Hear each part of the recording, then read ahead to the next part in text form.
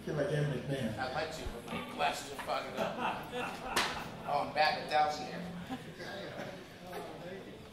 You need a teleprompter. Yeah. Tony, you got a teleprompter for 10?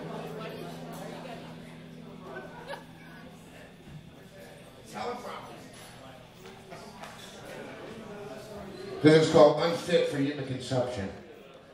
I was 17 and just out of high school. I've been playing guitar for about 2 years. It was what I lived for, what I breathed for. I spent my time in the days of Johnny Winter, Jimi Hendrix, and Led Zeppelin riffs. I ached to be on stage and was chronically depressed by the limits imposed by the Queens, New York town in which I lived. I still lived with my grandmother and grandfather. He would wake up every morning, grumbling his way to work at 5 a.m., sometimes sort of grunt of disgust my way with a, "Get a job, you bum." He could not relate to my commitment to rock and roll, not to mention my commitment to Jack Daniels and Southern Comfort.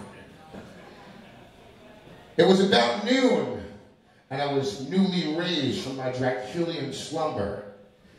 As I helped my grandma into the house with her shopping, she said, "I got you a job today." Tony, who manages the deli department at Wallbound Supermarket, says you can start right away. Well, as soon as you get a haircut, that is. I die inside as I think of cutting my beloved afro, which I'd spent 2 entire years growing.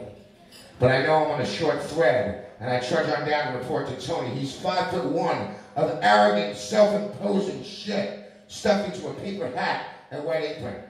"I'm only doing this because I'm like your grandma," he says. "And you'll have to cut that rat nest on your head." "Yeah, sure, tomorrow," I say, telling him, stalling for time. All this for minimum wage of $2.95 per hour.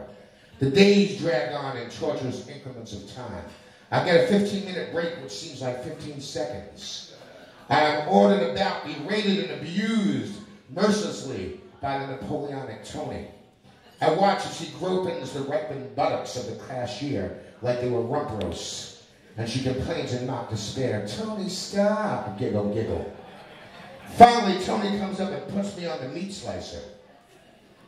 "I want every bit of that used up," he says, pointing some crusty bits of salami by the side of the slicer.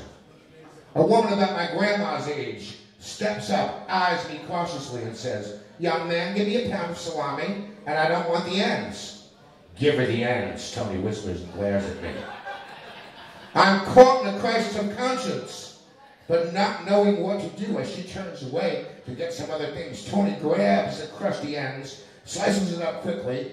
"Wrap it up before she gets back," he says. I do as I am told. The woman is no fool and opens up the package for inspection.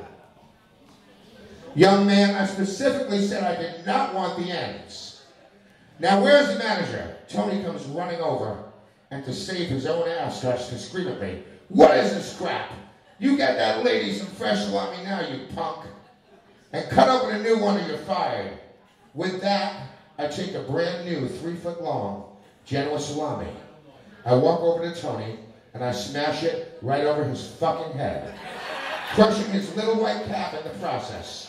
He stammers and yells for security. 2 guards come running over, as well as the cashier and some customers. They see the salami smashed over his head and begin to laugh as he turns a deep shade of red. I take off my apron, throw it in his face. "Hey, Tony, fuck you, I quit," I say as I walk out. I hear a guitar solo on the radio and never look back.